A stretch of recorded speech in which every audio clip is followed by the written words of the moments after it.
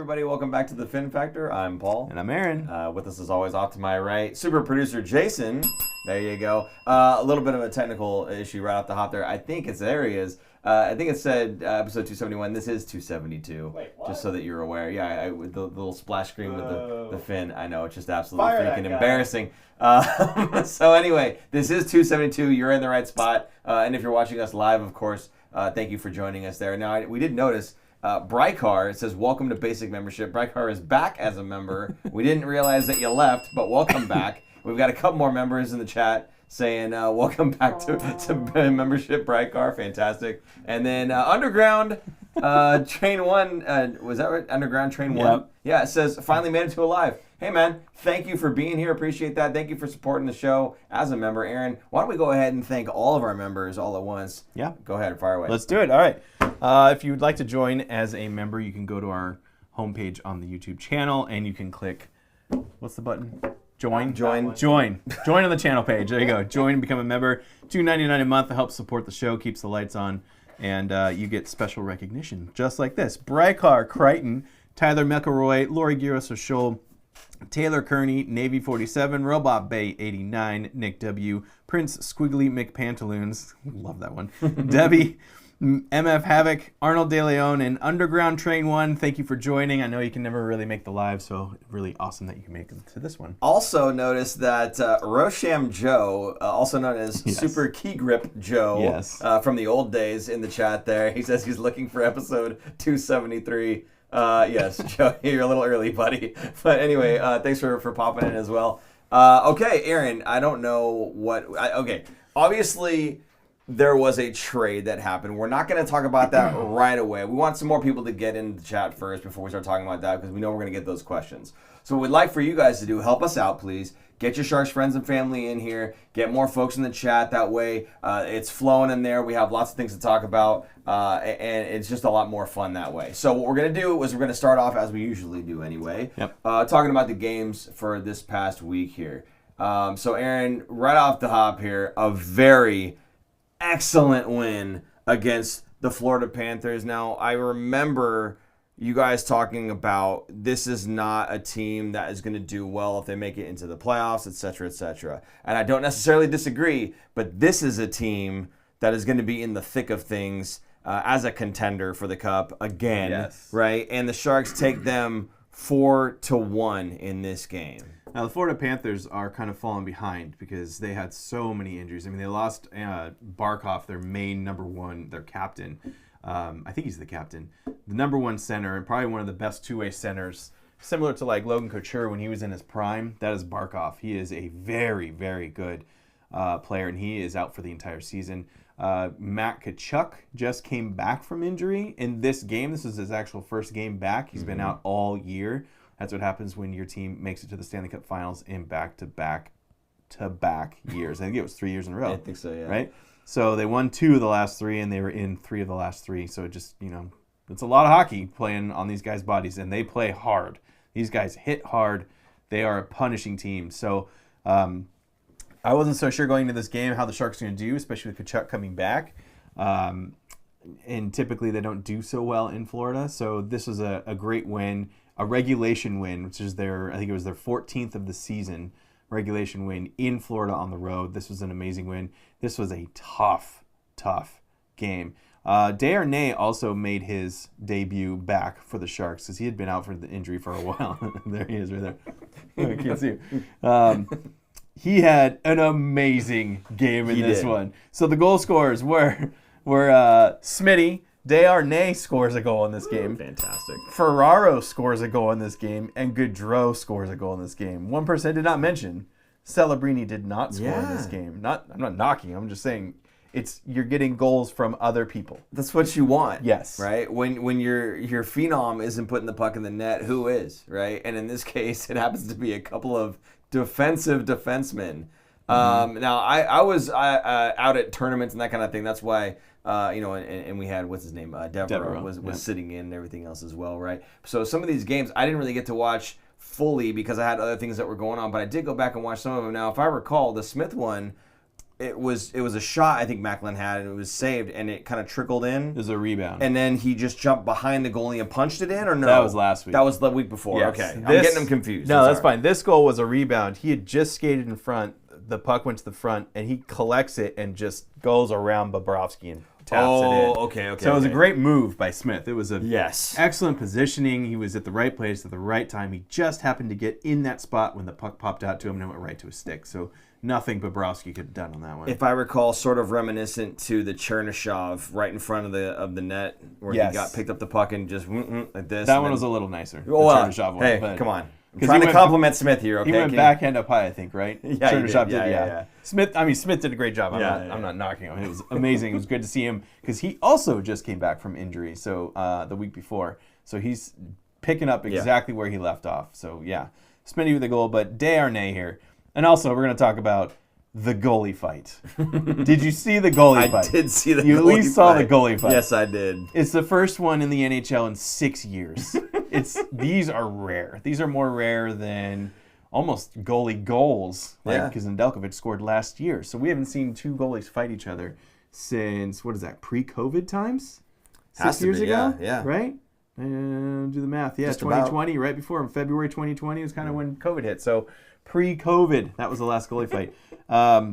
Well, they're trying to keep their distance. Right. Yeah. So this one, Darnay, like I said, had himself a game. He knocks Tkachuk on his keister. I don't know if you saw the highlight of that hit. I did. He just absolutely destroyed him. And I feel like Darnay was targeted all night long by the Florida Panthers because they were upset about him hitting him, because that was kind of earlier in the game. Someone kind of gives a late hit, and Nedeljkovic didn't like it, so he skates behind the goal because it was on his side of the goal. Skates behind the goal and starts roughing up a guy. You don't usually see a goalie even do that. Like, you don't see a goalie kind of grabbing players unless they kind of hurt the goalie or something. Unless it's them plowing into the goalie and the goalie wants to jump in. But this was not that. Right. This was, he was sticking up for his guy, right? Mm-hmm. This is what I've been saying for the last 3 seasons. Like, the Sharks have been lacking this, and that didn't necessarily mean for the goalie to step in and do it. But stepping up for your teammates and showing them that you care and that you are not going to let anyone knock you around. So that's what Nedeljkovic did. Bobrovsky said, not in my barn, and skates all the way across the ice, grabs Nedeljkovic, who looked shocked that Bobrovsky was there because he did not see him coming. And they drop it and drop the gloves, the mitts, the mask comes off, and they were throwing some punches. Nedeljkovic ended up bringing him down. Now, this is funny. I thought the rule was if the goalie skates past the half line, they're out. That's right? what I thought, and too. They're gone, and they should get kicked out. And I think Bobrovsky thought that. He skated to the locker room right away. Didn't even go into the penalty, or not that he would go in the penalty box. Yeah. But he just was like, I'm gone. Yeah. I'm leaving. Left. He was gone for like 10 minutes. And then they finally brought him back. They brought on the backup goalie who was warming up. Tarasov was warming up and getting ready to go in the game. Goes in the game and then comes out back to the bench, and everyone waits, and then Bobrovsky comes back out. Then they said it might have been like an equipment issue or something, but I thought he was supposed to get kicked out of the game for that. That was my understanding, too, is that he was supposed to be gone. And they had Tarasov skating towards the crease, but then you said in the game. He actually was never in the game. Right. They never actually dropped the puck. They were about to. Yeah, he was getting ready to. He skated to the crease as if he was going to start, and then, nope, skates back to the bench. And I guess they're acting like, it was either an equipment thing, or they're saying that, and maybe he got hit, and they were putting something on his face. I don't know. I don't know what that was about. But, yeah, Bobrovsky definitely left and then came on back and finished the game, which I thought was not part of the rules when you get, again, for a goalie fight, you skate across the center line. That's why usually you see the goalies meet at center. Like, one standing at center, like, come here. Yeah. You know what I mean?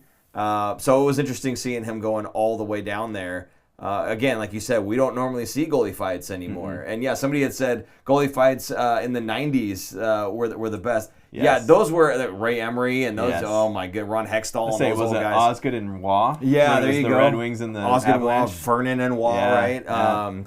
I think Hasek and Waugh even at one point. Belfour maybe. Yeah. There was a lot of, but that's old time hockey, way old time hockey. Now you're saying we only see one of these, and it was 6 years prior that you had seen one. Yeah. So it's very few and far between. Awesome that it happened, number one. Number two, that it was a Sharks team because we get to see it more front and center, as most fans are probably watching the game in real time. So it's not like you see it as a clip, oh, Buffalo fought the Calgary goalie or something like that. Who cares, right? So it's cool for Sharks territory to see their goalie standing up for not himself even, right, for his teammate, for his big, gigantic teammate. Yes. So, yeah, good on Ned, man. That's awesome. I mean, Nedeljkovic, he finished the game with a .972 save percentage. He had 35 saves on 36 shots. Didn't rattle him at all. The guy is on fire right now. I think he's got 5 wins in his last 5 starts, and he's over .930 or something save percentage in each of those 5 starts. He is on fire. This is why the Sharks signed Nedeljkovic. Now, in our fantasy hockey chat, I know you're not in that, but people were assuming because his contract is up that he's going to get traded and that he's going to get moved for a piece. And then the Sharks brought in, Brossoit, who could also back up, right?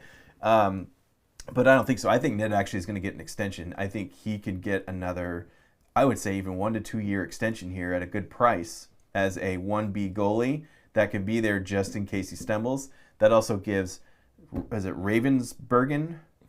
Right? Is it Ravensbergen? Yeah. Is his name? Yeah. That's the goalie the Sharks just drafted in the first round. Gives him about 3 years to develop and come up into the system.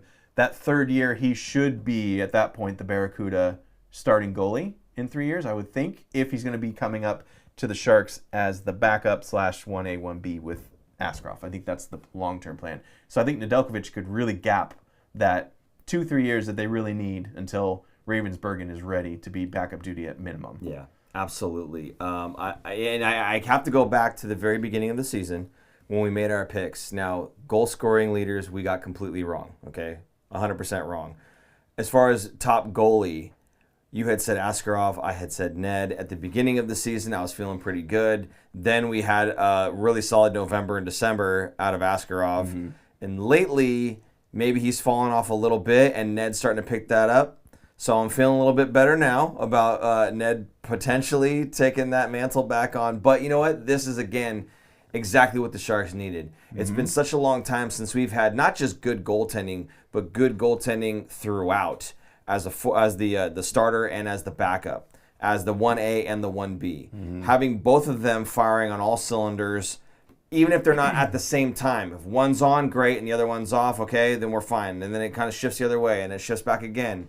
Both of these guys at any given night can be on, and it's part of what helps these guys pull out these wins. When you're talking about you beat the Florida Panthers, they only scored 1 goal against, right? Yeah. We put up 4 against. Goal scoring is not our problem, but they only let in 1 against that team, right? And then later on, we're going to see against the Rangers team, again, only 1 goal against.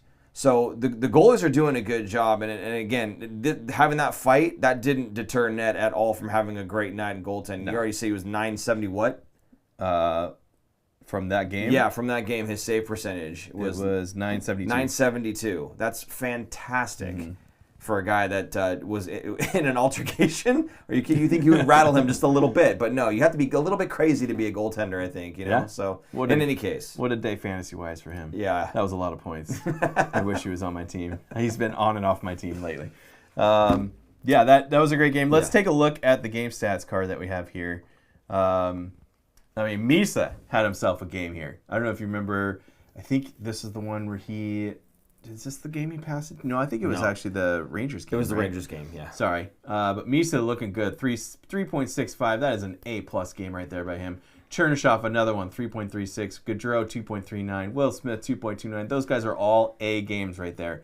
Regenda, Graf, Reeves, Eklund, Wenberg in the positives. Not as great. Celebrini, Stopchuk, Toffoli in the negatives, but they're not that far in the negatives, right. So that is actually a D game. Still, no, those are average. C game. So it's not bad to have an average floor. Game. Yeah, his floor is a C game. Yes, not everyone's going to be an A player every single night. An average game is still fine. And we got Ferrara, Liljegren at 4, A+. Desharnais and Dickinson had a pretty good game. Klingberg and Orlov, not so good, but that's probably the 1 goal against there. Yeah. That's hurting them and not so great defensively.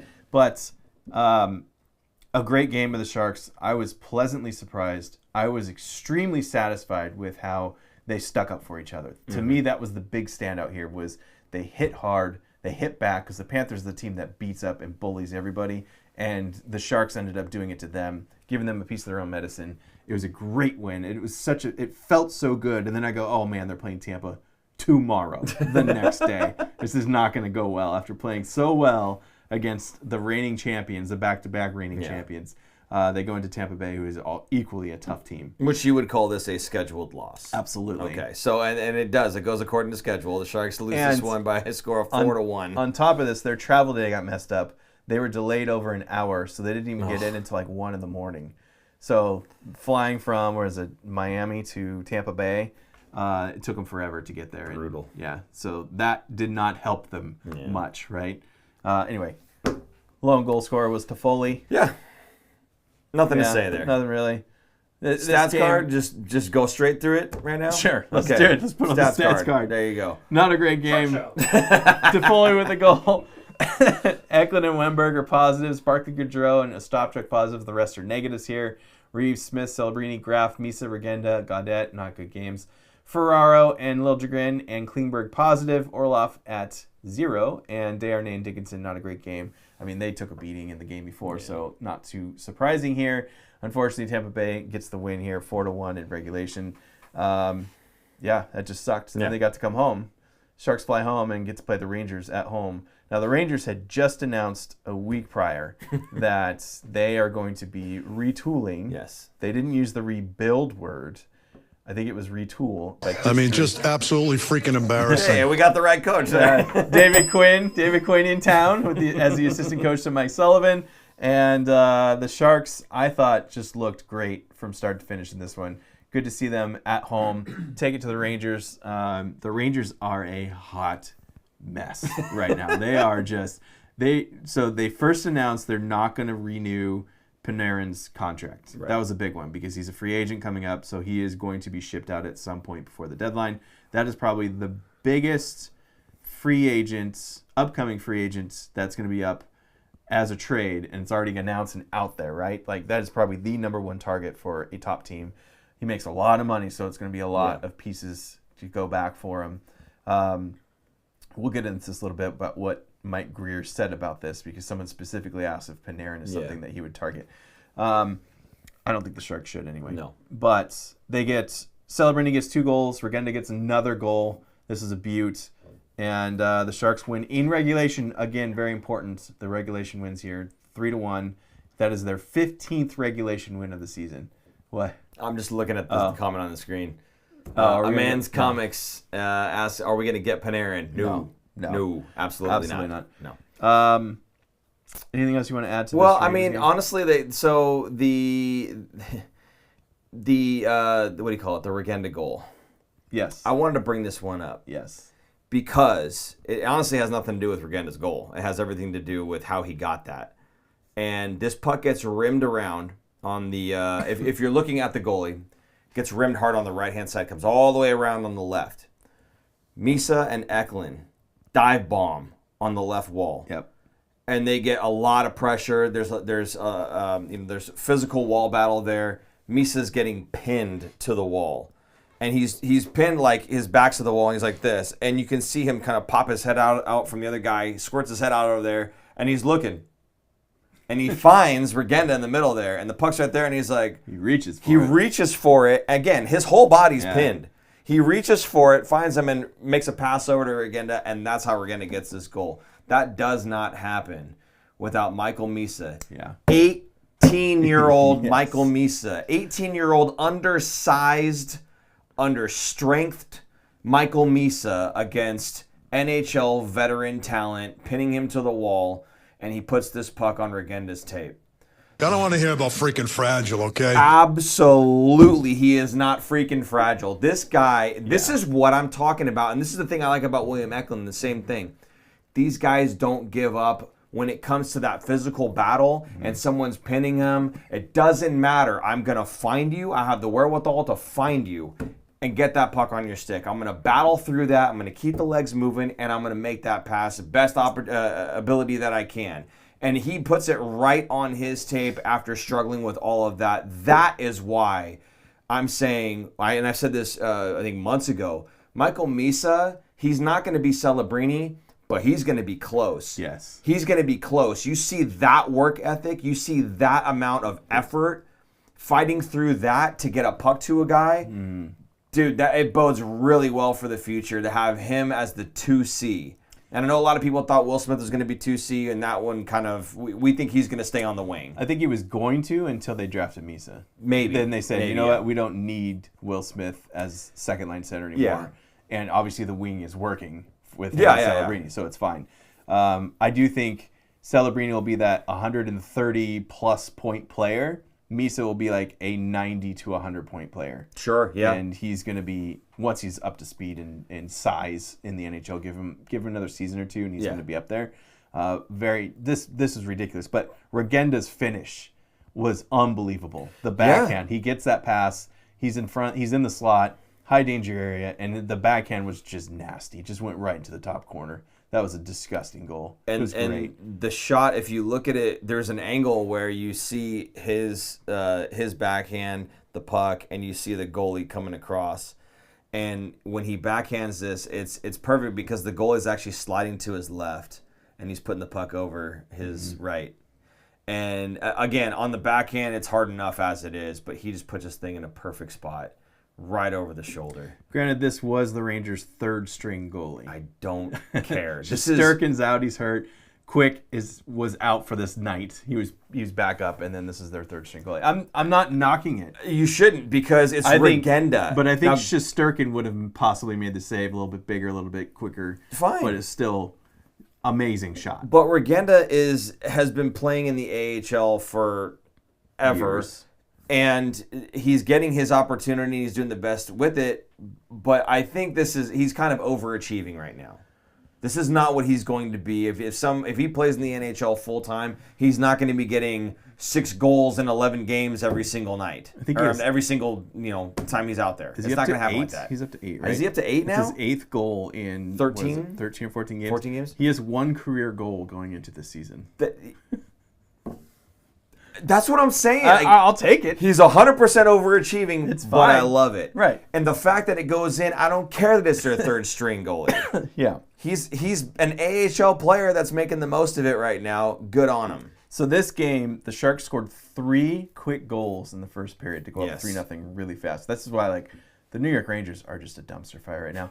Now, the trade deadline's coming up. We've seen this from the Sharks the last 2 seasons, 3 seasons, 4 seasons, whatever. The Sharks going into the trade deadline tank because it is a mental mind, messes up with their minds going into the trade deadline because those guys don't know where they're going to end up. Yeah. You got to move your families. If you have families, you got to uproot and move to a new city, meet new guys. It is weighing heavily on you. And right now the Rangers is weighing heavily on everybody. So when that happens, we've seen it with the Sharks, you don't play as a team. Yeah. You play as an individual trying to get your own stats and your own worth up so that you can go to a contending team. And I think that's what's going on with the Rangers right now and why they just look so bad going into this game. They just look terrible. They were down 3-0 real quick. It was 7 minutes in, I think, was when they scored the 3rd goal.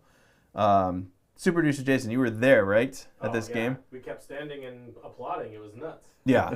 Quick, you got, tacos in the first 7 minutes of the game. Yeah, we didn't have time to scream for tacos. They gave us tacos. Yeah, it was fantastic. The Rangers ended up scoring 1 to get it back, and that was about 5 minutes after the Sharks are already up 3-0, and then that was it. Yeah. That was the end of the game. So the Sharks, kudos to the Sharks for closing this out. The Rangers did come back. They came back strong. I think it was in the second period. Let's see what the shots were. The Sharks outshot 11-7. Then the third period, the Sharks kind of pushed back, and they outshot them 8-7. So good on the Sharks to stick with it.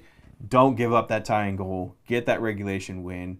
And move on up in the standings yet again. Did we do the stats card on this yet? Not yet. Okay, so before we do the stats card, I did want to bring up, Jason Demers had put a post out talking about you guys need to be looking at Colin Graff. Mm-hmm. He's doing everything the right way. Who? Look at this Colin Graff. You guys need to be looking at this Colin Graff because he's doing everything right in every zone. And it was, again, Jason Demers, former Shark, who had put this out. A guy who I'd love to get on the show. Oh man, it would be so amazing to get Jason Demers. That's Jason Demers, if you're watching, please, it'd be so much fun. I promise. In any case, In this one here, there's this goal by Celebrini, and everybody on the broadcast and everybody on socials and everywhere else was talking about the pass from Will Smith to Macklin. They did acknowledge it on the broadcast, but this is what I'm talking about, man. You have to watch the play. Mm-hmm. The only reason this play even has legs is because Colin Graf breaks up this pass with a beautiful forecheck, snags this puck, a wonderful takeaway, and then has the wherewithal to make this beautiful behind-the-back deceptive pass. He's got Will Smith cutting through the middle, and he's looking across the blue line as if that's where he's going with it. He is threatening what is not going to happen. That's deception. He's threatening, I'm going to put it across this blue line, and then what does he do? Behind the back, boom, right off the wall, right to Will Smith, right on his stick. He skates right into it, and then Will makes this blind pass, which I'm not going to go there, but he makes a blind pass to Macklin. Oh my God. This one-timer from Macklin, I'm not sure if you caught it or not. Yeah. I almost didn't because it was so fast. Yeah. He ripped this thing so fast. I don't even know what the mile per hour was. I think the gun must have broke. Did you see the goalie's reaction? After he scored, To beat off walls. You see the goalie like stare down Mac like, the hell was that? Yeah, like, oh my God, like just a laser right to the corner. I mean, it was a great pass by Will. It was a great. It was on the tape. But Macklin just again uncorked the bottle on this shot, and I mean, just an amazing goal by him. But again, it all goes back to the forecheck, the pressure, the aggression, the tenacity, and the smarts, the IQ, the wherewithal to, again, fake something that's not going to happen to make them look that way, make them bite that way, and then give it to the other guy. You know, so Colin Graf doing a wonderful job. And again, in my opinion, I talked about this before. If there's three guys on this team that mean everything to this team, it's Macklin, Celebrini, Askarov, and Colin Graf. I was just looking real quick on NHL Edge to see if it was in his top 10 of his hardest shots. It is not. Really? Yeah, which is amazing. His That's hardest scary. shot is against the Edmonton Oilers on April 11th, 2025, so the end of last season, 89.64 miles an hour. I mean, that's, you know what? I'm looking still at pretty fast. What was last your year's record stats. when you did this? I 55, think I was 70. Mine was 70. No, I forget. It was like 70 or something like that. Anyway. Yeah. Wow. Is that the right? What? It's not giving me the stats for this season. Oh, It's only that was giving for me last season. year. So Yeah, add that a was couple. last Add a year. couple miles an hour. He's, Yeah, well, let me do it. he's So, taller and stronger now. Thanks, NHL Edge. Anyway, game stats card for this game. Let's go ahead and fire away on this one. Toffoli, Regenda, Smith, Misa, what is that? Those guys are all A games there. Colin Graf with a B. That's like, I'll be like B+ game. Macklin with a B, Alex Wenberg with a B, and then Gaudreau, Stopchuk, and Reeves. Everyone's like, not bad. C games. Gaudette with a D game. That's not great. Ferraro, Liljegren with the A games. Dickinson and Desharnais with Bs, and Klingberg and Orloff with D games. Not so good for them. See, and this is where it's a little confusing because we just talked about Mac getting 2 goals in this one, and they only scored 1 against. So how he ends up with a .89 is... You can see who was on the ice for the goal against. Sure. Right? Just based on that because they have a goal against there. But yeah, a pretty good game. I thought they did all right. Not as good as a game against Florida. I don't think they took it to them as much, but they put the game away, and it's good to see them closing these games out. Something that we talked about last year that they did not do at all. Yeah. Closing out games. Last year it was over 30 games that they were within a goal that they'd lost, which was the most, I think, in NHL history. Yeah. It's nice that they came out with that 3-goal lead. But after that, the Rangers essentially outscored them 1-0. So you'd like to see them, if they got those 3 goals right away, kind of carry that momentum throughout the rest of the game. And unfortunately, that didn't happen. But they did, credit to them, they did lock it down. They didn't cough up more goals to go into overtime and then go into a shootout or whatever else, right? So good on them for at least hanging on to their 2-goal lead. We're seeing these defensive pairings. They're getting more time together and gelling together and shutting down teams and playing better. So the team defense is getting better. The Sharks' goaltending has been magnificent. Right. So, the Sharks are getting their wins and earning them. It's great to see. Now the moment I think everybody's been waiting for, because we've been talking about the games and whatnot. We wanted more people to get in here. We certainly have more people now. Thank you guys again for joining us. The Vancouver Canucks trade Kiefer Sherwood. I almost called him Kiefer Sutherland again. I've done this multiple times pre-show. If I do it during the show, just deal with it. But Kiefer Sherwood for San Jose's 2026 and 2027 second-round picks. Yes. Was there not a player that also went with this? There was not. Player. It was just 2 picks. Just picks. Okay, I thought there was another minor guy that came with it, but no. Okay. So what we're going to do is we're going to talk about this, but we want you guys to talk about it as well. And to kind of spark that, we're going to kick off the roll call. Roll call. Tell us what city you're watching us from, and are you excited about Sherwood joining the team?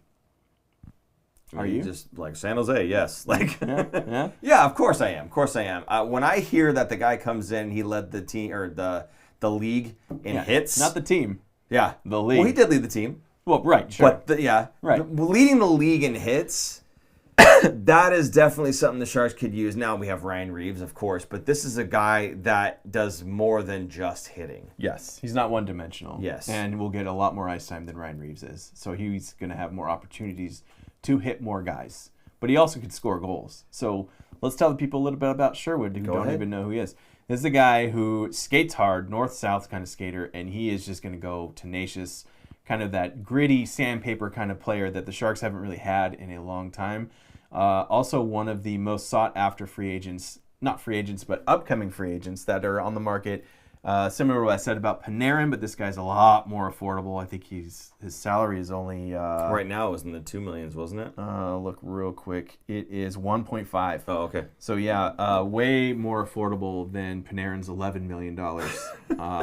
Different kind of player. Yeah. Very different kind of player. But Sherwood is a guy who's going to hit hard, and he's going to score 20-ish goals on the season. That's pretty good for a guy who's not exactly one-dimensional. What's that? Brykar says, yes, I'm excited to see what Sherwood can do. You know what, Brykar? He's just going to make it worse. Yeah, I know. I read that like Sutherland. Yeah. I mean, no, sorry. Okay. Is there anything else you wanted to say about? Let me put it this way. If you were to have a comparable for Sharks fans, a Shark player maybe that kind of had the same style of game, maybe. Is there like a Ryan Clough?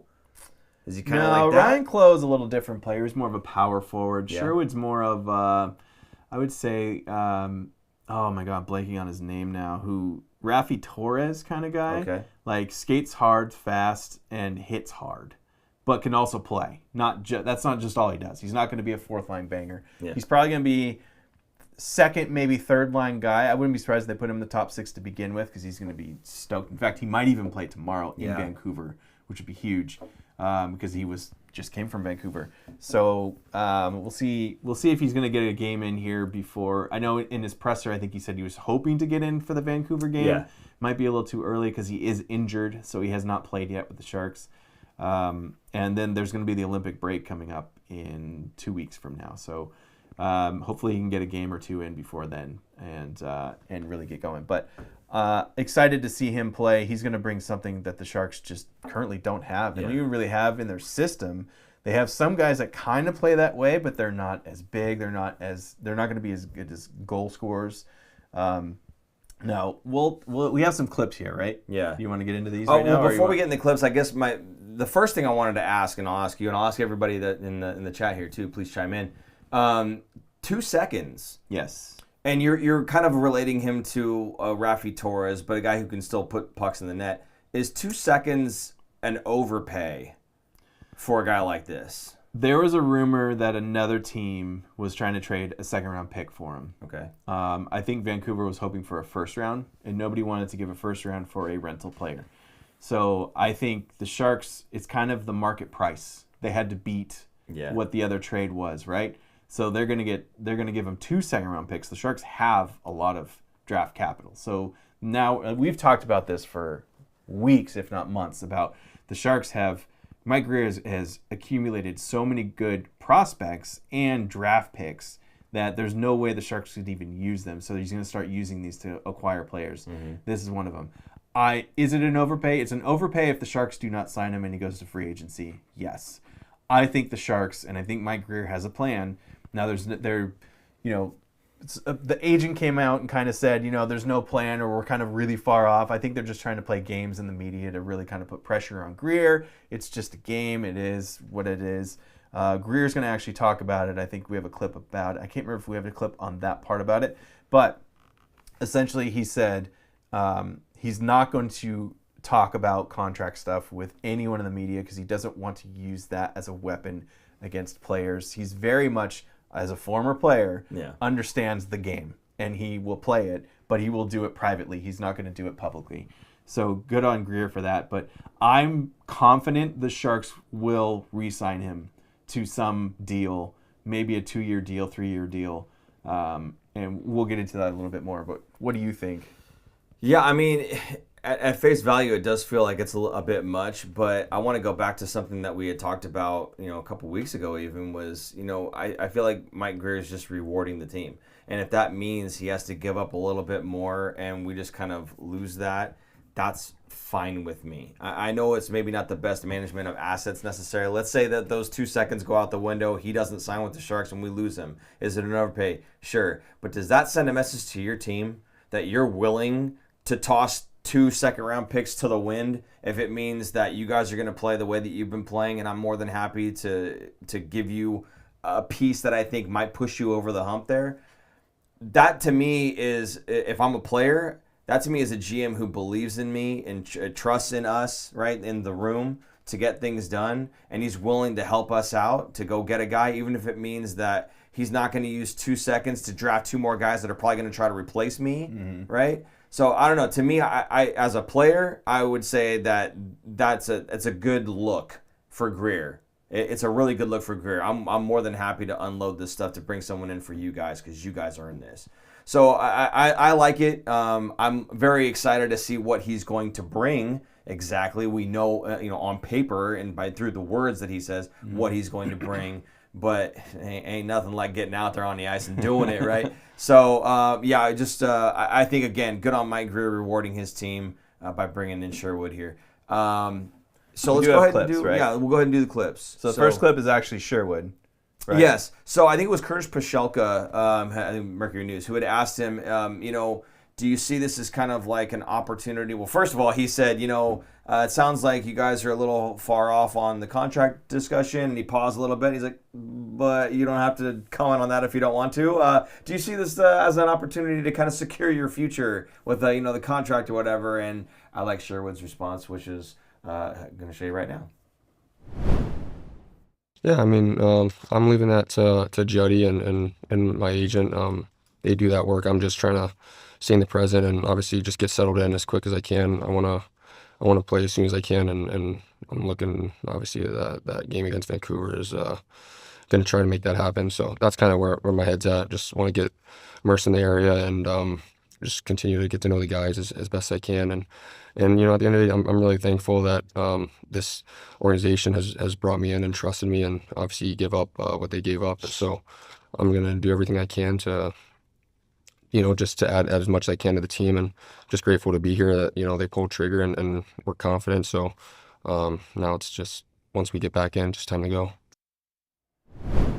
So he does kind of the same thing that we're going to hear Grier do and kind of deflect that. Like, I'm not interested in talking with you guys about any sort of contract stuff. Yeah. We're not doing that here. I'm just interested in showing up, helping the team. I'll let my agent deal with all that, whatever. I do like, however, that he has said that he appreciates what they gave up to get me. Yeah. Is what he says. What they gave up to get me. I mean, it's kind of nice, right? As a player, you go, wow, that's what I'm worth out on the market, really. The team obviously wants me, and they paid this high of a price to get me.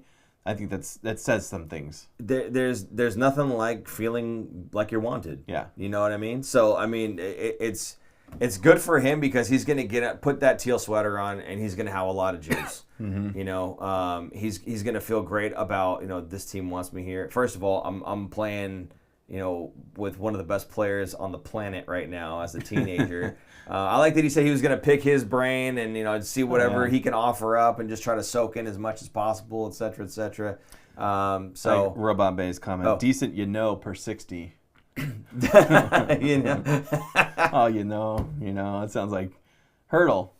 You like to say that a lot. I don't know. Oh, I can't lie. It was, a lot last, month, and there's some competition for Hurdle there. There you go. Okay, so anyway, that was... That's what he was saying all this time. Yeah. Again, the whole contract discussion, that media folks, it ain't happening. Yeah. So, but yeah, again, I like that he's jazzed that they gave up a couple seconds to get him. It's going to give him a little bit of juice, some gusto when he's playing. Yep. Now here's Grier's words on when he was asked. So the question was, if the Sharks weren't going to make playoffs, and it looked like it was before the deadline, if they just kind of faltered, would they flip Sherwood for picks or whatever else? Is there a chance that he could possibly get traded again by the Sharks? So here is what Grier's very long-winded answer was. It's a very long quote here. I mean, I'm always like I said, if someone calls, I'll listen and see what they have to say or what they want to make an offer. But his acquisition was a targeted acquisition. He's what this team needs as far as someone who plays with some sandpaper, some grit, some speed, some physicality.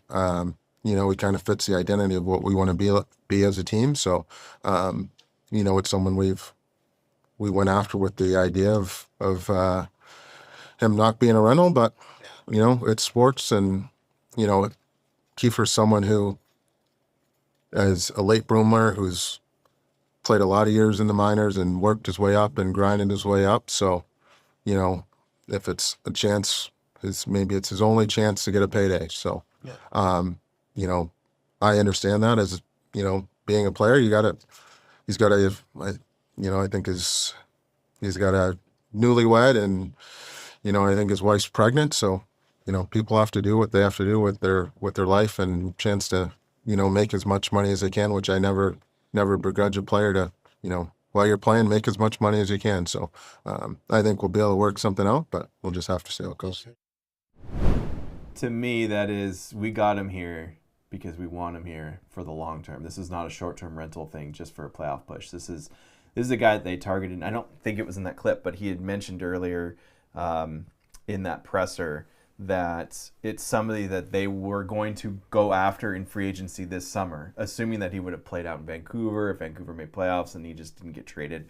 So that was somebody that they really wanted to have on their team, because not only is he obviously a great player, but in the locker room, supposedly he is a very good voice in the locker room, which is what the Sharks have been trying to get, right? They don't have very many guys over 30 on this team. So this is another guy that's going to be over 30 with experience, that can be a good voice in the room and a good leader, not necessarily wearing the letter, but another person that's going to be vocal and helping the young guys get to be a better professional hockey player.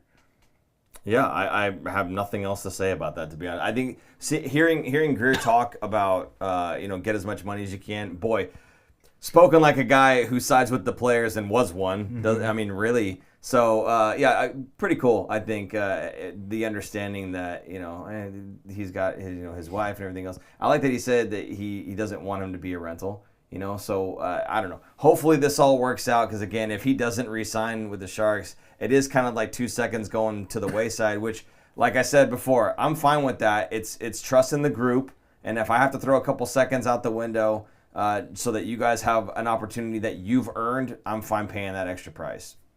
So. I think he's here for staying. I think he's here for the long haul. I think so too. They'll make it happen. Yeah. They'll figure out something that's fair, I think, for both sides. Especially, again, if he's starting his family and everything else. Mm-hmm. Like, you get him, here also, settled. I heard he just got married in Carmel, right? Yeah. So I don't know if his wife is from the area or something. I or think if they just said it was the first time that they'd been out there. Oh, really? I think that's what they just liked said. It and fell in love with it or something? Yeah, she said that, I guess he was saying that it was just beautiful and everything else or whatever. So coming to San Jose, hey, that's all well and good. But honestly, I think that's going to be part of what keeps them here. We always we joke about it's the weather. That's why they went, it's not really a joke. There's some truth to it. Yeah. So I'm hopeful and I'm confident that they'll do more than just bring him in as a rental. Mm-hmm. They see a future with this guy. They said this is part of what the locker room needs. This is what some of this team needs. That's sandpaper, that grit. Of course, Mike Grier would say that because he played with sandpaper and grit. Don't let his nickname fool you, Silky. I was giving to him by Joe Thornton. But anyway, I'm just waiting for him to be in a practice or anything. I just want to see him out there and playing. Yeah, Nick W. said Sherwood mentioned Macklin stealing a puck away from him in a Canucks game, and he's excited to play with him. Be on the same team as him versus against him, yeah. I guess Max said something about how he played against him, whatever, and Kiefer was saying, I don't know how many times I matched up against him exactly because they weren't exactly the same line pairings, but so definitely happy to be playing with Mac and not playing against him for sure. Okay, and what was the next thing we were gonna bring up on this one here?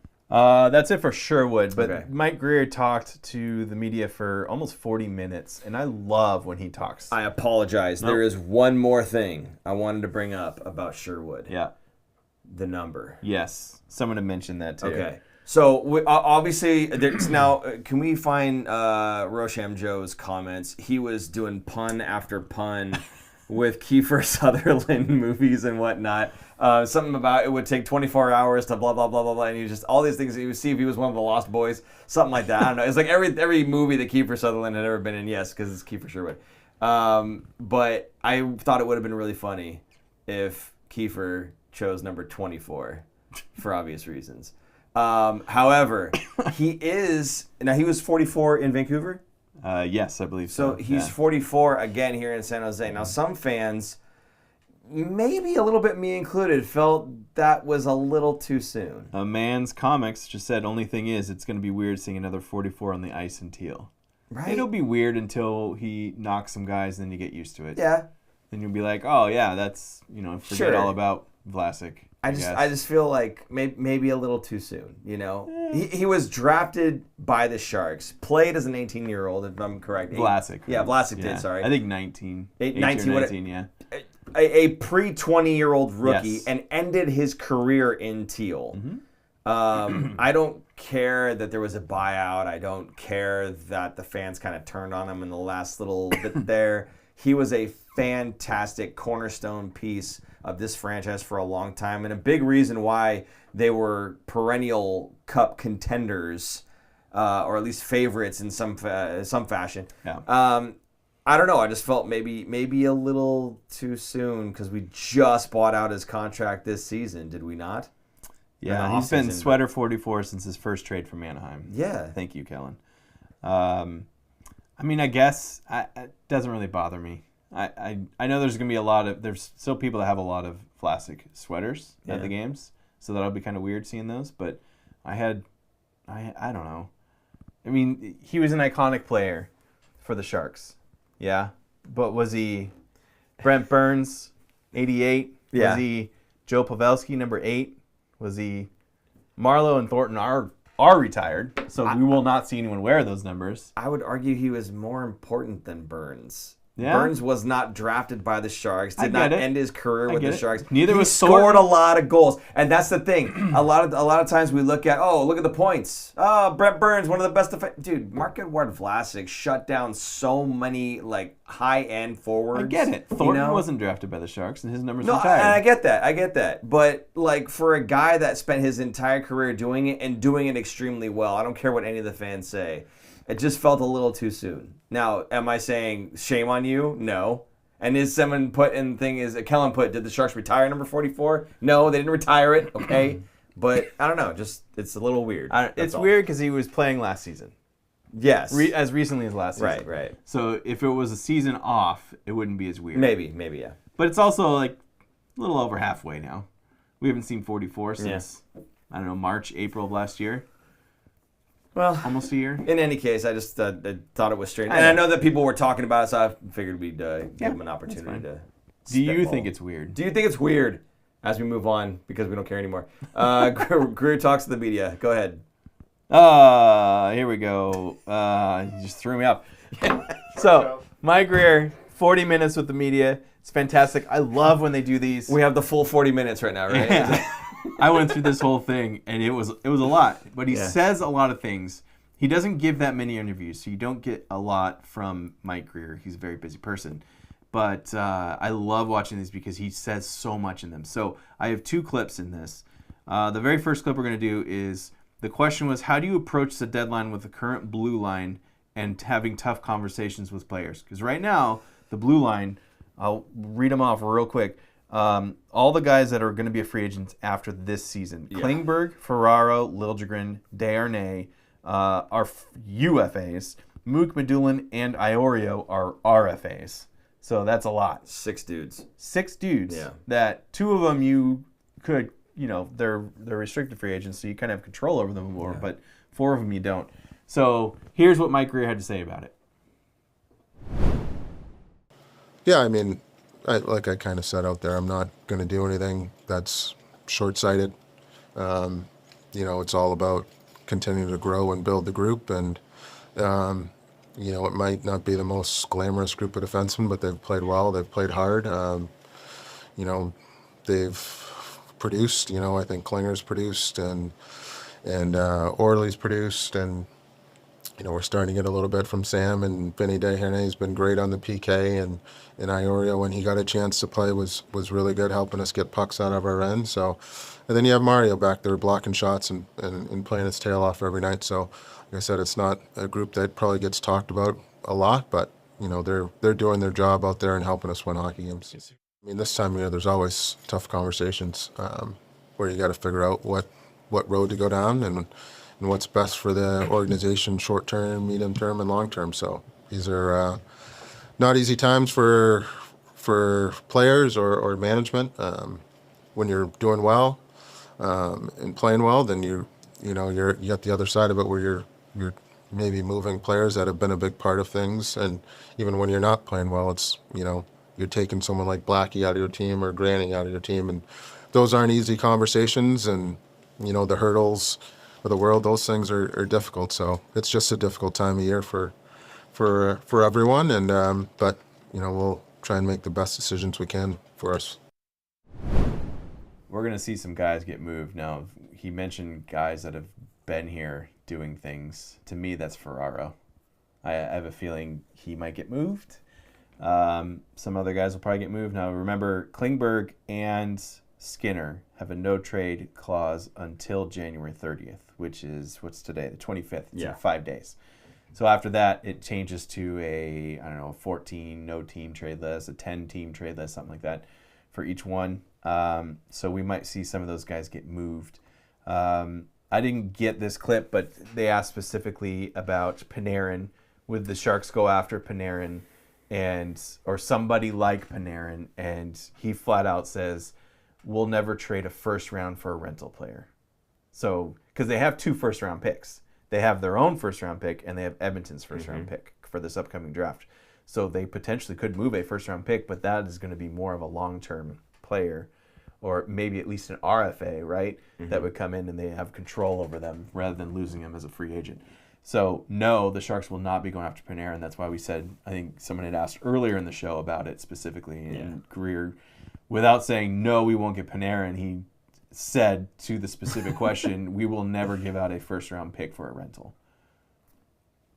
So unless he sees a Panarin-type player as not a rental, which I don't think that's going to be the case. I don't think this team needs Artemi Panarin. Goal scoring really hasn't been the problem for this group. Right. It's keeping the puck out of the net. Who you're picking up? You pick up a guy, Kiefer Sherwood, who's going to be out there just obliterating people, not allowing them the opportunity to have the time and the space to hopefully set up in the zone, getting through the neutral zone. He's going to try to stop as much of that as humanly possible, right? The next thing that they need, as we've been saying all season long, is a hopefully right-handed defensive defenseman, right? So you take a look at the guys that we've got right now, and you used to talk about these hard decisions with some of the guys that are on the D-core right now. Well, yeah, some of them are hard decisions, but frankly, a lot of them are on 1 year left on their deal anyway. So either they're going to end up walking, or you move on from them, right? So who are the most likely ones? I know you're saying Ferraro, but is there anybody else that maybe stands out as this is somebody that can easily move and it wouldn't be a problem? I just think Ferraro's value is up there for other teams, but his value is, the Sharks also have value having him on their team, right? Yeah. He's a defensive shutdown defenseman, which they don't really have. The problem with the Sharks is they have more left-handed shot defensemen than they do right-handed shot, that's where the kind of sticking point is, because who's going to want Leddy, who went to waivers and down. In fact, I have a clip. My next clip is about that specifically, but we'll get to it in a second. Liljegren is another one, a right-handed shot defenseman, probably has some value for other teams. Desharnais even possibly could have some value there. Iorio, because he's so young and is an RFA. Yeah. Mook Madulin is another guy that people kind of like, I think we should trade him.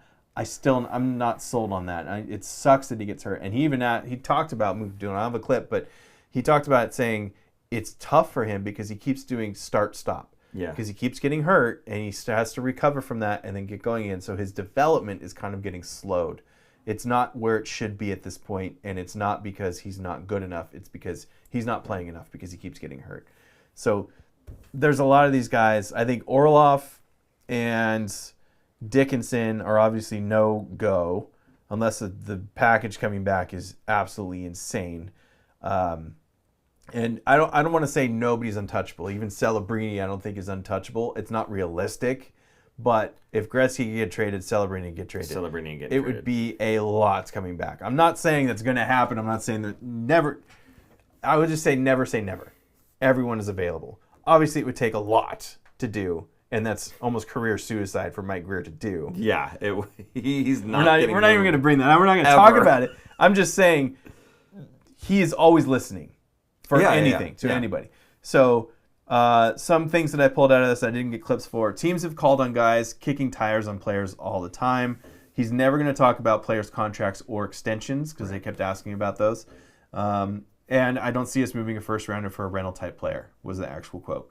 Now, he was asked about Leddy and some more roster decisions. So we have a clip here talking about Mike Grier talking about Nick Leddy and how great of a professional player he is. Because he was waived, he did report to the Barracuda, so he will be playing for the Barracuda. So here's Mike Grier about Nick Leddy. Yeah, we're getting healthy. So yeah, there'll be, probably some more roster decisions to come in the next week to 10 days, or I guess you never know how rehab and stuff goes like that for guys. But yeah, these are tough decisions. Let's was, that's a tough decision just from my standpoint. Someone who was been a veteran in the league, and to have that conversation with a guy who's had a really good career and is still a good hockey player, but Led's handled it great, super professional, and so these aren't easy decisions or things that I take lightly, but yeah, no, we're gonna have to we probably have a couple weeks to kind of, if everyone gets healthy and back, then we're gonna have to figure it out and make some more tough decisions. Going to be a lot of movement coming in the next couple weeks. Yeah. I mean, so just to recap, the trade deadline, I believe, is March 6th, but the Olympic break there's a freeze on rosters. So I think it's February 5th all the way to almost the end of February. Yeah. So really there's about 10 days from now before the freeze, and then there's a freeze, and then there's going to be another week or so left to do the deadline. A lot of teams, he was asked about this too, again, I don't have the clip, but a lot of teams are still in the mix for the playoffs, so there's less teams that are for sure sellers. Vancouver's one of them. The Rangers just announced they're going to be one of them, but there's not a lot of other teams that are like, we're done for the season, we're going to start shipping players out. That's a problem right now. It's creating kind of a logjam, and we're not seeing the trades happen.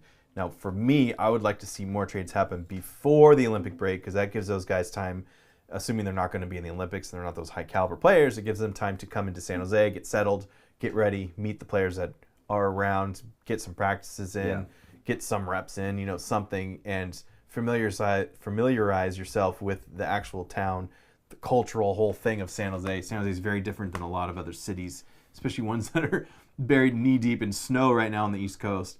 It's what? It hasn't even rained here in like a week or two. Like, it's just sunny and nice and in the 60s in January. Yeah. For those of you who don't live in the area, it's pretty nice. Yeah. Yeah, and it's not like we're tossing rumors around. Like this, it has to happen. Mm-hmm. It has to happen. They have to unload some of these guys. I'm on the topic of Mook Madulin. I don't know. I kind of feel like if he keeps getting hurt, yeah, it sucks because it's stunting his development. But if another team is interested and we get a piece that we need on the way back, yeah, he's one of those guys I could definitely see moving. On Iorio, he was a pickup that, I mean, we waiver pickup. Yeah, he's a waiver pickup. If you can flip a waiver pickup, yeah, I think we're okay with that. Although I do like that he's young, right-handed, still developing. He's a bit of a project for a couple years or whatever. That's fine. You can get some more NHL experience, and maybe in a couple years he becomes what they hope he can be. But yeah, there are going to be a lot of tough decisions coming up, and it's just out of necessity. Right. And a lot of it is like I think Peter St. John was just talking about. Like, this is the same problem that we talked about before. This is what we wanted. We wanted competition, but now it's not even just the competition. Now it's finding the suitor. Yeah. Now it's finding the guy that's going to be coming back and being able to unload 1, 2, however many of these guys the other direction, right? So he's got his work cut out for him, Mike Grier does. I think the Sharks and Mike Grier are in a very good spot because they could just re-sign these guys. And someone had just mentioned that, where is it? Oh, man, I lost it. Where is it? The Sharks basically... Oh, here it is. Arnold De Leon. The Sharks don't have to move the expiring contracts just for the sake of getting value. They can be treated as their own rentals.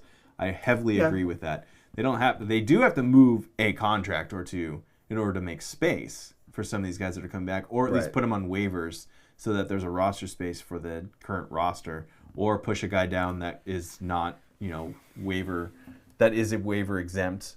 Now they just sent Chernyshov down. Yeah, I was gonna say Chernyshov was waiver exempt. So other guys that are waiver exempt, Macklin, Celebrini, Will Smith. Yeah, you're not sending those guys down. No.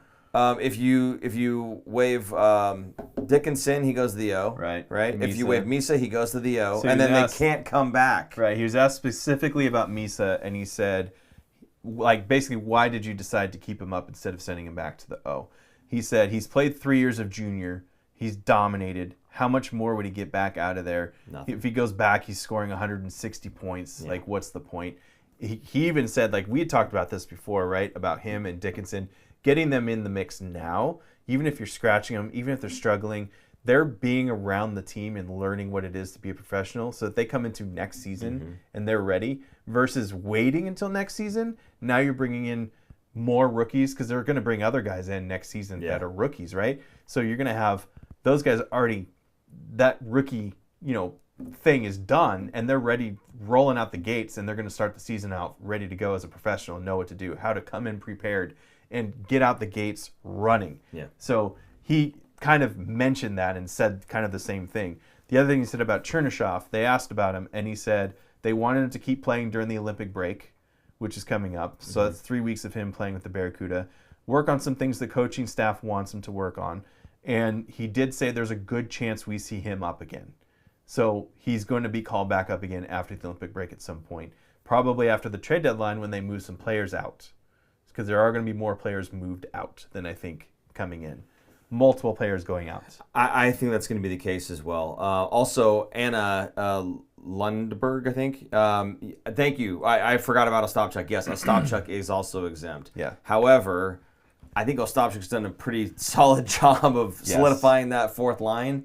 I don't know. I think he's one of those guys, if you put him back down, you actually hurt the team a little bit by doing that. Yeah, he's helping the team more than he's not really having those kind of rookie brain farts, really. He's getting it together. And Grier even said, they talked about Ostapchuk too. He said, he's getting rolling and he's looking pretty good and looking like an everyday NHL player.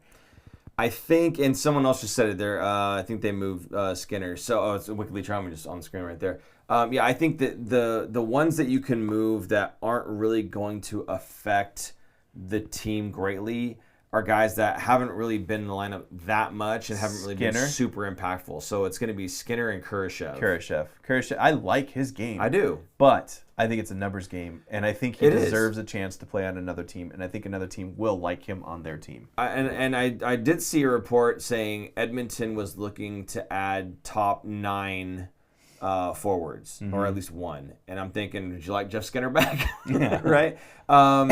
But I think those two guys are easy, not necessarily easy to move, but it'd be easy to have them off of the roster and not really skip a beat. If you lose Toffoli, he's a guy that's been on the roster like pretty much the entire time. That throws everything off, right? And we couldn't use our bobble. And then you couldn't use the bobble. Aaron wants to show you guys this bobble real quick. Let's go ahead and show him this one. Go ahead, fire away. This is from the Sharks Foundation. All right, I'll hold it up here. Got this. I think I ordered this back in October, and it does the goal horn. This is very loud. Very loud. It's got Smitty, Celebrini, Toffoli, and Eklund. With the red lights. I love it. Yes. Look at that right there. There you go. But yes, I mean, any of these guys. I know somebody else had said Eklund. Who said Eklund. Beat off walls. I thought it was absolutely freaking embarrassing. Anyway, somebody had said Eklund is probably our biggest trade piece. To people pull keep in, saying that, yeah. Right? And I don't disagree, but I know Eklund's had some struggles lately getting the puck in the net. I think we said 5 points over his last 10 games, and only one of them was a goal. But the guy does everything the right way. That's the thing that bugs me about that. Is he's out there working the right way. He's aggressive. He doesn't mind mixing it up and getting physical. He will battle for those pucks. And he does have a wicked shot. He's got fantastic hands. His skating is off the charts. He does everything right. It's just not going in for him, and I don't know what the deal is. I would hate to give up on him just so that we can pull in another piece. Now, we talked about losing Toffoli would be a big deal. Losing Eklund would be a big deal, a humongous blow to this team, I think. So I don't really like that. But the guys like Skinner and Chernyshov, they may not bring back a big haul, but those guys, I think they could come off of this roster, and it wouldn't affect the team much. Toffoli has a full no-trade clause. Yeah, so and Wenberg as well. So those guys aren't going anywhere. I mean, no, I was just saying if it it was one of those guys, you could see how it would affect the team. If Skinner goes or if Chernyshov goes, it's not really going to affect the team. Right. No, I agree. I fully agree. People are saying Colin Graf could go. I don't think so. I think Colin Graf is too important to this team. Way too important. Even maybe not a top 6 guy, like in a couple of years when things are really rolling. I think he's going to be a fantastic third-line guy, killing penalties, who can get second power play time. He's just such a smart player. And you got him for free. There's no reason to move Colin Graf. Wait, move who? Who? Look at this Colin Graf. A little slow on the draw there. No, I don't see Colin Graf move. As long as he's playing the way that he's playing, you do not move Colin Graf. You are about to become the team of the 2030s or whatever, right?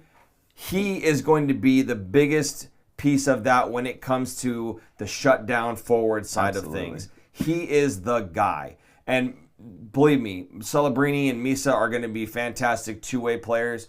Colin Graf is the guy that you throw out there on the PK first every single time so that Celebrini and Misa don't have to and they are fresh. He stops everything from getting through to the net, and then you go ahead and get your line change on once the guy comes out of the box, and you got two fresh 1 and 2 centers ready to rock. Colin Graf is going to be a part of this team for as long as he can play like Colin Graf. I think the only thing that makes me worried that Eklund could be a trade piece is he was not drafted by Mike Grier.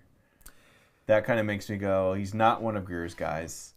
Not in a bad way. It's not bad. They like each other. It's not like he re-signed Eklund. It's not like he wanted to ship him out of here. But there's a little bit of weight to it.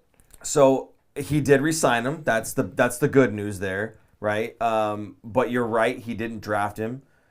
He's only 5'11", so he's not typically the Mike Grier pick, tall enough to play on the Sharks, right? And I can see lots of value, really big value in this guy.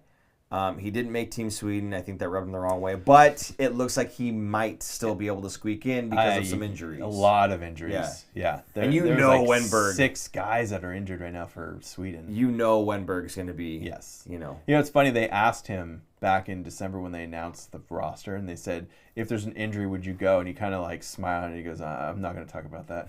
I was like, well, what? Does that mean you're going to say no to them, or does that mean... You can't wish harm on your fellow No, countrymen. that, or did he know he was already on the list of, like, I'm the first You're number one 13, called up, yeah. right? Yeah. So, yeah, I wouldn't be surprised if he ends up going. Yeah. You know what would be awesome, and I don't wish any ill on anybody, especially Sweden. They're beautiful people. But except for John Gibson. I didn't wish it. I just predicted it. I want to hear it, okay? No, but I think if Eklund can get a spot, great. And if they have one more spot, brother Victor. Yeah, baby. I don't care. I don't care. He plays big. Probably the next Olympics, those two sure, will be on together, which would be cool because they'll be able to play together. Yeah. That'll be fun. Yeah. I don't think they had such an age gap. I don't think they ever played together, right, on the same team growing up. I think they mentioned that at the draft. Like they never were able to play together on the same team. Sharks should have traded up. Should have traded up. Anyway, maybe Eklund would want to stay if that were the case. Get on with it. Get on with it. Get on with it.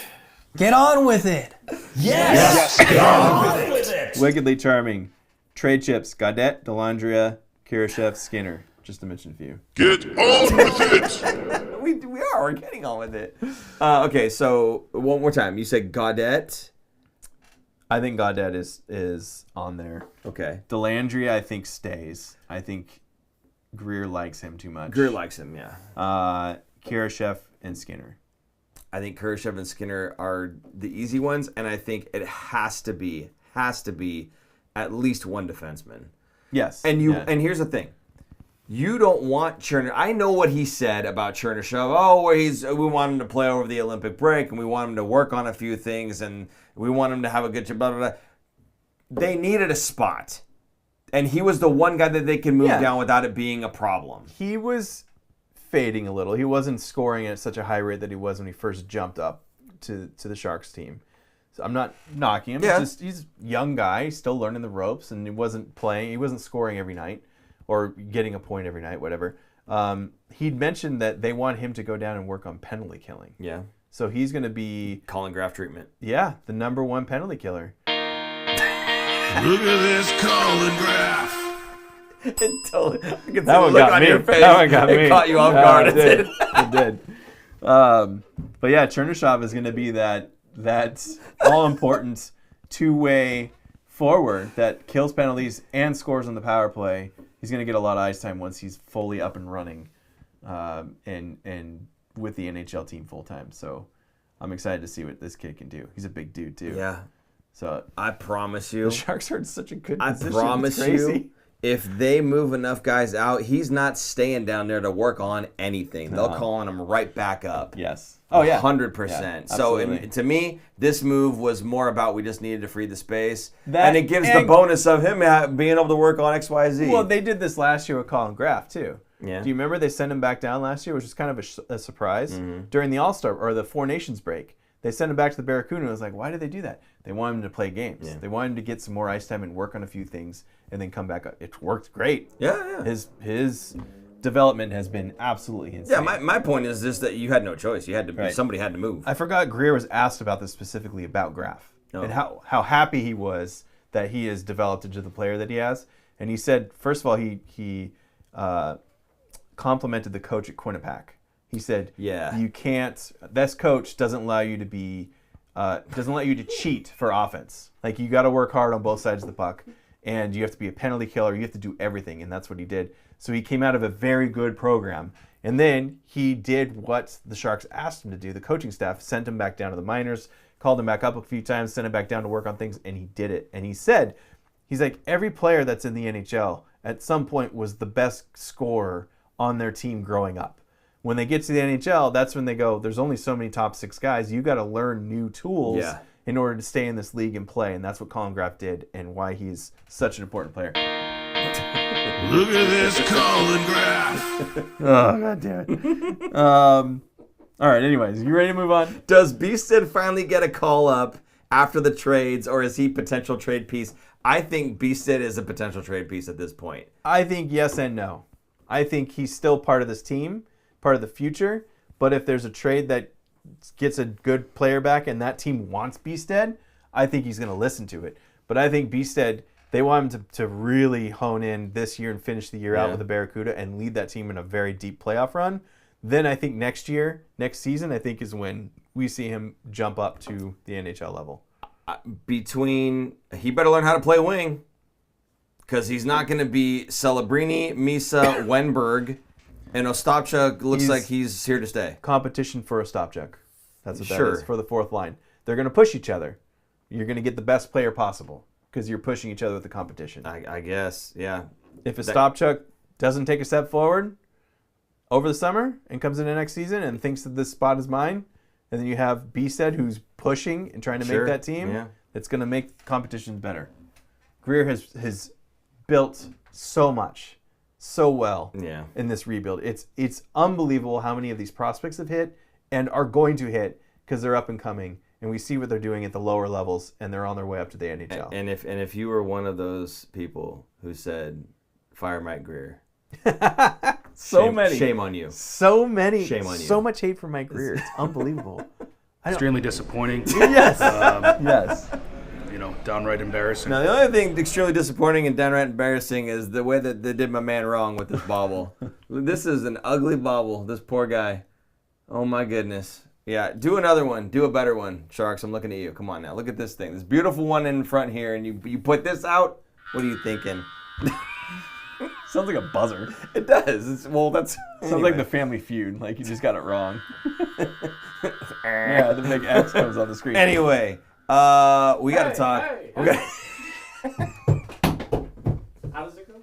I don't know. Anyway, let's go ahead and talk about Sharks. If they're playoff bound, Aaron, are the San Jose Sharks playoff bound? Yes, they are. Maybe. Maybe. We have a graphic here. We have end credits. We have a graphic here. This is, as of today, the chances of the Sharks making the playoffs. So we actually have a slice this time. Yeah. It's amazing. The last couple of years, the sliver was so small. Even at this point in the season, at 50 games into the season, it was so small that you could barely see it. Is it there? Yeah. 39.4% of making the playoffs. Now, winning the first round is 13.8%. Second round, I wrote these down because you can't see them anymore, 4.9%. Winning the conference finals is 1.6%. And winning the Stanley Cup is 0.6%. So you're saying there's a chance. Can I just say look at the poor Blues. Look at those poor on the left, all the way to the left. Oh yeah, yeah, 9 o'clock. Sliver. Look at Chicago, 4% chance of making playoffs. Winnipeg Jets, that's a shocker to me. 5.8%. They have the best goaltender in the league. And then there's the Rangers at 0.7% in the bottom right. Jeez. Rangers are done. Oh my and goodness. Where's Vancouver? Vancouver's the other one that is. I think they're currently dead last. They may not. I don't think they're on there. It's zero. They're not even on the pie. Not gonna make it. What's the point? You get no cake. On here. They're seriously not even on there, are they? No, they're not. They're not. All right. So I ran some numbers. Yeah. A big point of contention for me is regulation wins. I make a big deal about regulation wins. To me, that shows you that your team is stronger than other teams when you can finish games out and you're not going to overtime. The Sharks have so many overtime wins. I think it's 7 of their wins are overtime. They have 15 now. They have 15 regulation wins. The last 2 seasons, they had 14 regulation wins. Last year and the year before. So they've already topped what they've done in 50 games, what they've done in 82 in the last 2 seasons. Mm-hmm. They're on pace for 25 wins, regulation wins. So they're going to get over that 30 win threshold, really. I looked at last year. Montreal was the lowest point total that a team made the playoffs with at 91 points. That was the end of the wild card. They had 30 regulation wins. Mm-hmm. The Sharks are on pace for 25 right now. They need to string together more of these wins. If they do, obviously they're going to be. If they're winning, obviously they're going to make it. I'd give up one of my children for it. In the West, the St. Louis Blues last year had 96 points and they had 32 regulation wins. Calgary actually had the same amount of points and they bounced from the playoffs because they had 1 less regulation win. Mm-hmm. Regulation wins are the first tiebreaker. Yeah. That's why they're very important that they get that. Good news. Since November 1st, October was That's where that clip is from. That clip is from October, when the Sharks couldn't get a win. Since November 1st, the Sharks are 9th in the NHL with points percentage. It's .603. That's the same as the Vegas Golden Knights. I was going to ask you, because at that pace of them being on pace for 25, if you take October out of the equation and you just look at November and beyond, I'm sure it looks a lot better. Carolina Hurricanes, this is in order. Hurricanes, Bruins, Penguins, Jets, Flames, Predators, Avalanche, and then the Sharks. I mean, to be right behind the Avalanche on that list. No, I wasn't sorted right. Something ain't right there. Avalanche. Oh, I can't lie, it was, a lot last, month. And I don't know. I had it ready to go and it moved.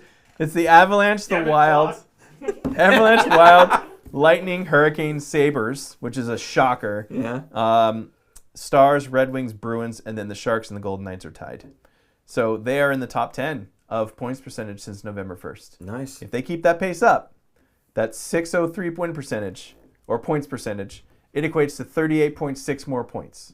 On top of what they have, it gets them to 94 points. We are talking splitting hairs. This is going to be down to the wire. Yeah. Unless the Sharks can pull a string together a bunch of wins, like in a row, go on a hot streak. But if they go on a cold streak, they're done for. Yeah. It is going to be very close. They are going to be a bubble team. They're going to be right there, or they're not going to be there. They're going to be very close. Bet. That, by the way, on the podcast was the sound of me patting myself on the back, just so you guys know. I hear. There you go.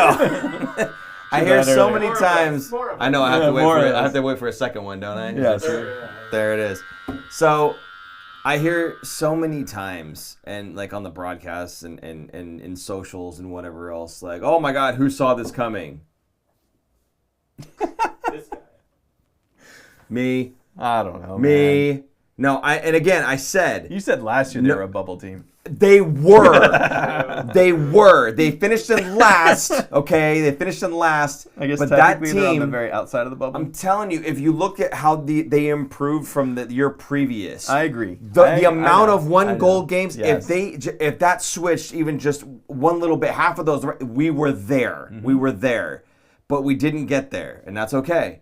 But they played the same type of way that they were on. If they had just got some of those points from those games where they lost by 1, if they just got the overtime loss instead of just a loss, right? Or the one that was an overtime loss that they pulled the win out, we would have been a lot closer, and we probably would have been a bubble team. So I don't think I was far off. This season, I said we're not going to finish worse than 20th. Now, the rest of the season has to play out. 100% it does. But if you look at the pace right now, it's not like I'm hallucinating here. I mean, the team is this good. The team is this good. And last season, if you could look at Macklin Celebrini and you go, this is his rookie campaign? Yeah. This is his rookie year? Are you kidding? He's going to come back so much better after having all of the experience that he's had in this rookie campaign. He's going to come in his sophomore season. He's going to crush it. He's not going to pull a Connor Bedard. He's going to do great in his second year. And he is. Doesn't he have as many goals now as he did at the end of last season? Yeah. 25, I think it is. I think he's at 25 now. He is leading this team. He's not just putting anybody on he's putting the whole team in his backpack. He's carrying everyone right now. Oh, he's at 26 goals. Yes, because he scored. That's right. So, you could see it. I'm sorry, you could see it. And you knew with Mike Grier making the moves that he was making, he was constantly looking to improve the team, but also build draft capital. And honestly, when you look at all that coming together, how could you not think that this team was going to improve and do better? Now, maybe it was a little optimistic where I'm saying they're going to be a bubble team. But that's where they are right now. And frankly, they may not even be in the bubble. They may be at the bottom of the Pacific. Top 3. Pacific. Yeah. The bottom of the top 3 of the Pacific. Yes. Yeah, that's what I'm saying. That's what Kellen just said. The Sharks are going to play second in the Pacific. It'll be Edmonton, San Jose, Vegas. I don't know about that. That's a little crazy. But, hey, I'm for it, Kellen. I'm for it. But I guess what I'm saying is, yes, this team, you should have looked at them and you should have known last season that this season they were going to be that much better and they were going to push. So when everyone's all surprised about it, I'm honestly not that surprised. This team is filled with gamers. I mean, you just take a look at them. Take a look at them. Look what they just added. a dog Yeah. in Sherwood. Absolutely. This is a guy who's going to take them into the playoffs and not lead them in scoring, but he's going to be one of those guys that he's going to make it very hard to play against the Sharks. You have so much talent up front that is ready now that you could unload 2 seconds for a guy who led the league in hits. And he's also not going to be a rental. He's going to be here for a couple years. Right. But my point is, you could unload on a team that's like so young and rebuilding. You can unload 2 seconds to pick up a guy who led the league in hits. The rebuild is over. Not in goals. It's building time. Not in assists. Not in point. Right. Led the league in hits, and you're okay giving up 2 seconds for that. That's how far along the forward core is. Yeah, I think we're doing okay. The only thing they need to do is shore up the defense, and then we're solid. Forward core is fine. The goaltending is elite. And now beautiful. It's the defense. Yep. Clean up the defense. Bring in somebody that could do some heavy minutes on the defensive side, and I think the Sharks are going to be in a very good spot. And I think with the assets that he's got, with the players, the veteran players, I think he's done a masterful job. We've got guys that are on expiring contracts that are veterans, that playoff teams looking for a little bit of depth are going to be very interested in these guys. And then you make those trades or whatever. Let's say you only get draft capital, fine. But then you could take all that draft capital and find the defenseman that you're looking for, whether through the draft or through a trade to get a young defenseman that another team can get a couple of seconds or whatever it is so they can draft somebody else that they want. Goating and Mountains just said they need Dougie Hamilton. I don't hate it, especially I think Dougie Hamilton will be on the cheaper side because New Jersey really wants to get out from his contract. I wouldn't hate that move. Now, I don't know if it's a long-term move because that's more of a rental type player, I believe. Oh, actually, I think he has another year left on his contract. Schneider for the Rangers, I think, will come in from Wickedly Charming. I talked about him last week. Yeah. Actually, I talked to both of those guys last week. But to me, I was trying to watch Schneider in that Rangers game, and he was okay. He didn't stand out anyway. Not that you would think he would as a defensive defenseman, but doesn't need to. He's young. He's 24, I think. So, and a big dude. Yeah. He's a big boy. So I think he could absolutely be a guy that the Sharks should go after. You know, and I said it when we were looking at the stats cards, right? When we were looking at the stats cards, we're going, oh, you know, this guy's had an A game or whatever, and this guy had like a C game, not so great. Well, not so great. A C game, an average game, there's nothing wrong with that, right? As long as you're not in the D and the F side of things, in which case you're getting railed. But if you're keeping things fairly even, that's a C game. If you're keeping things fairly even, then you're fine. You just need a couple more guys to be on the positive side of that. But as long as you're just playing your role and you're not giving up a lot more than you're getting, you're okay. So for him to go out and play an okay game, if that's all he does, cool, I'm fine with that. How many times do we watch Marc-Edouard Vlasic play and think, nah, he played okay. Mm-hmm. He didn't ever get on the score sheet, but he shut guys down now and then. He had a good game. That's who knew he had a good game is the other team's top scorers did not score. Right. Because he was on them all night. Braden Schneider, for a reference, in that game in the Sharks, who they lost 3-1 to the Sharks, right? .17, which is a B game. B game? C game. C game. No, it's actually a B game. He's 1.01 above to make it a B game. Okay. So he had a B game in a game where the Rangers did not look very good. A guy who I think could as a defensive get some heavy defenseman, that's all you need to do. Mm-hmm. That's all you need to do. Just lock him up as best you can. Right. So I would love to have him. The problem, again, is going to be not bringing someone in, but shuffling guys out. You've got to find suitors for the guys that you have, and you have to be willing to let some of these guys go. And some of them, I'm just not willing to let go. But yeah, I know Hamilton turned down the Sharks for a trade in the summer. A lot of people bring that up about how he didn't want to be in San Jose. I think he's looking at San Jose now. I mean, that was summer. The Sharks were dead last 2 years in a row. Yeah. I mean, yeah, they have a phenom in Celebrini, but they did not look like they were going to be a playoff-bound team going into the season. So things have changed. New Jersey might not even make playoffs. So he's not even playing. He's being scratched. So, of course, he's going to want to get to move, especially with a team that has the space, has the need. Maybe we see Klingberg get shipped out to somewhere else, and they bring Dougie Hamilton in to do the power play, or somebody else to do the power play, Orloff, who knows, whatever. Yeah. There's a lot of moving pieces here in the next couple of weeks. Probably going to have a show when a big trade happens. So Stay tuned. What's that? Read that one out. VKG. Vegas goes on this 4-game slide, and San Jose ekes out 10 points from 6 games, and Celebrini headlines as Lady Bing front runner. Lady Bing? I don't know about Lady Bing. I don't know if he's going to get Lady Bing. Because he's got some pims. He's got 28 penalty minutes. He's not getting Lady Bing. No. Anyway, I think Hamilton's been playing well from Arnold De Leon. Arnold also said Hamilton's contract is almost a perfect fit for the Sharks. He has some term, and they have the space. I agree.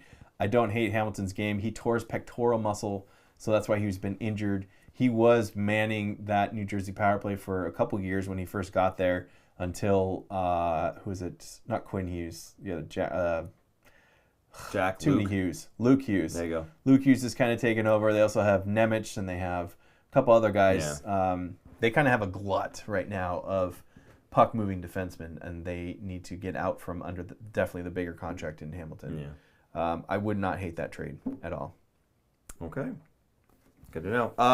Anything else you want to talk about with regard to the playoff stuff? No, it's going to be exciting. It's going to come down to the finish. Yeah. I think the Sharks have the edge to do it, and we'll see what happens in the next couple of weeks because we'll see certain teams finally throw in the towel and start trading away some of their players. I think the Sharks are obviously going to have to make a move at some point. It's just a roster decision or a numbers game at this point. So I think they're not done adding. I don't think Sherwood is the last add here, but that's also an intriguing add for a potential person to accept a trade to the Sharks if they happen to have a no trade clause. Yeah. Is they're saying this team is looking good. They're going to be making playoffs. Hey, I remember this Sherwood guy when I played with him and whatever. Talking to some other guys on the team that have been there. So I think the Sharks are finally becoming a good, a UFA, not UFA because you can't sign free agents right now, but a destination team for players to come in and look like and help this team go deep in the playoffs. Make the playoffs, but also go deep in the playoffs. So they could make a splash here. We'll see. I don't think it's going to be a big home run kind of trade. We're not going to see a Panarin type player, a big type player coming in. But I think what Mike Grier had even said in the quote or the clip that we had, right? We're looking for people for not just short term, but mid-term and long term.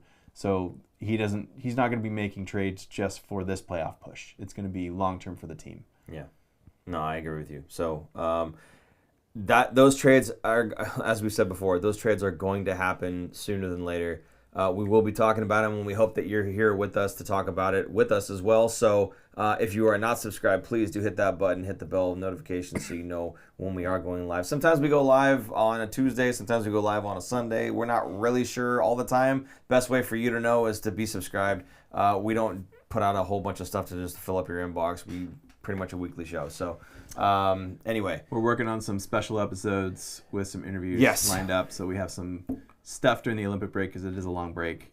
So stay tuned for that. Yeah. And also, if you'd like to become a member, you can join because we're going to probably make some of those members only for at least the first couple of days before the public and everyone else can watch it. So if you'd like to become a member, you can click join on our channel page and it'll be $2.99 a month. That helps us run this show.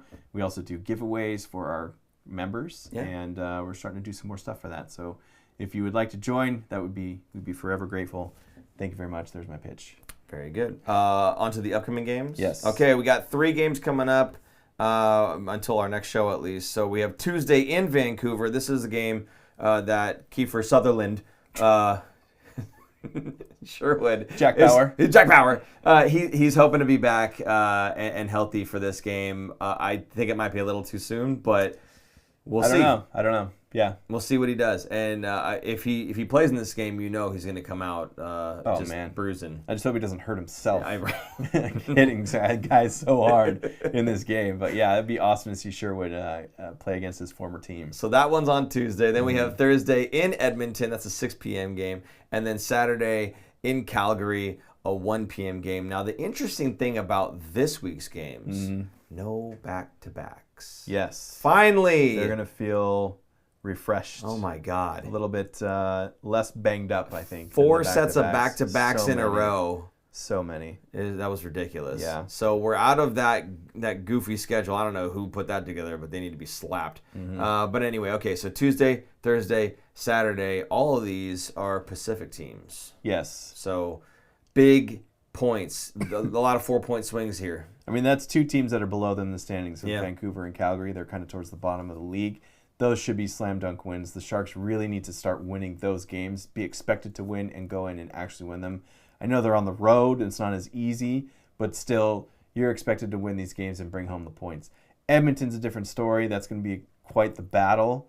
If you can neutralize McDavid and Draisaitl, you usually stand a chance against Edmonton. They also don't have the best defense or goaltending. Their goaltending is such a hot mess. Trade for Tristan Jarry, and he just gets hurt, right? And they just will forever not have good goaltending. So actually, I on the topic of goaltending, it's not really related to these guys, or maybe it is. They might be interested in trade. Out of Minnesota, Wallstead is reportedly available. What? Yes. Why? I don't know. I wonder if it has to do with the contract situation, because Gustafsson, the starting goalie, he's getting paid more. They had just signed him to an extension, which I thought was stupid because you have Wallstead coming up, right, when they did it. Kind of sounds like a Saros and Askarov kind of situation there. He signed a 4-year extension that starts next year. Yeah. And Wallsted's been outplaying him, and he's making 2.2. Gustafsson's going to make 6.8.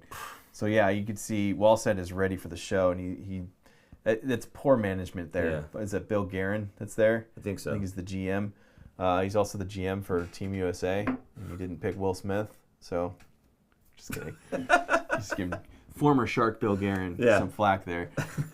He was a Shark for a hot minute, if you don't remember. He was a guy that one season. He was a rental player that they brought in for the playoffs, and he. Oh, that's right. It wasn't even a whole season. No, it was a rental player. I that's embarrassing if they're gonna have to trade Wallstead. They're gonna get an arm and a leg for him, but man, that's a future NHL star player, and that they knew that was gonna happen too. Like they knew they drafted him as such. I remember the Sharks fans wanted the Sharks to draft Wallstead that season, but they did not. So no, I don't think the Sharks are gonna go after Wallstead. No. But maybe we see someone like Edmonton, or even I wouldn't be surprised if the Vegas Knights go after him, because they're also a team that always seems to have hurt goaltending and never really that solidified starter that's going to play 60, 70 games, not since Fleury, and they treated him so poorly. So, yeah, I could see him getting moved. That's crazy, though. Yeah. Yeah. Anyway. Just thought that was something to bring up, because you're talking about Edmonton having goaltending woes. Paul, it's great to see you fresh off your week suspension. Thank you, CJ. Who said that? CJ. CJ? Yeah. Got my eye on you, CJ. He's not wrong. Yeah. Okay, so Vancouver should be a slam dunk win. Calgary, you're saying should be a slam dunk win. Absolutely. Yes.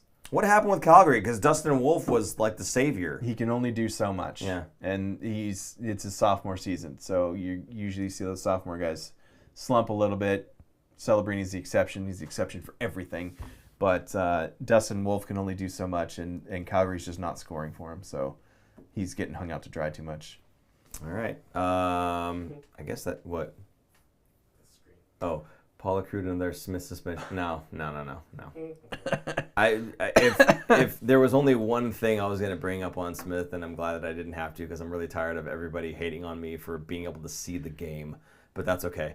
And anyway, these are the only 3 games that we got. We hope to see you guys back with us after that game is all done, or that week of games. Oh, we lost video. Did we lose video? There you go. Back to camera went off. Oh, camera's dead. Okay, good. Well, I guess this is the best time to be done with the show then. Perfect. Is it not? Okay. Hey guys, thanks again. Thanks again for tuning in with us. We appreciate you being in the chat. Could beat off walls. We have camera failures now. But this is why. Stupid. I don't know if that comes up in the podcast. They're like, what is that noise? What is that? Yeah. No, again, thank you guys. And, to help keep our middle camera from dying again, you guys can help support the show by going to either using the Super Chat function or going to Venmo, and you can put a tip in there essentially. And then anything that you put in there, we'll go ahead and read it out live on the show. It's a great way to support us. Also, you can get something in return for your support by going to thefinfactor.com, checking out any of the merch that we have for sale, including what? We have a new website. We have a new website. Oh, okay, there you go. Go check out our new website. Check out the new website. I didn't even realize. The merch isn't there yet. Okay. It will be. It's coming slowly. It will be. So when the merch shows up on the site, you'll be able to get things like this hat, like sweatshirts and whatnot. We'll get that up as soon as humanly possible. So again, any way you guys can help support us, we appreciate it. Thank you so much. And as Aaron had mentioned previously, the membership is a great way to support the show on a monthly basis.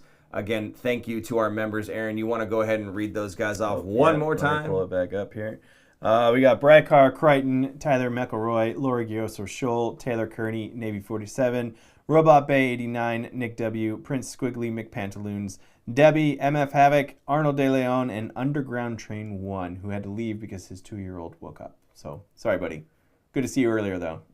Can't wait for the Fun Factor Grills. I think he meant Fin Factor Grills. Yeah. Okay. Yeah, Fin. Okay, there. Yeah. Can't wait for the Fin Factor Grills. Okay. Now, do you mean barbecue or do you mean like the bling on the teeth there? If he spelled it with a Z, then he meant the teeth. Oh, okay, good. All right. Well, I don't know if we're going to be doing those, but you'll have to check out the store to figure it out. Guys, thanks again for tuning in. For super producer Jason. Can beat off walls. I'm Paul. And I'm Aaron. And we will see you guys next week. Bye. Bye-bye. Thanks for tuning in. If you like this episode, check out our other content, especially interviews. You can interact with us directly through social media at The Fin Factor and on Instagram at Fin Factor. And don't forget to join our live streams on YouTube. Visit our website at thefinfactor.com, where you'll find all of our episodes as videos or podcasts. You'll also find our exclusive merchandise to help support our show.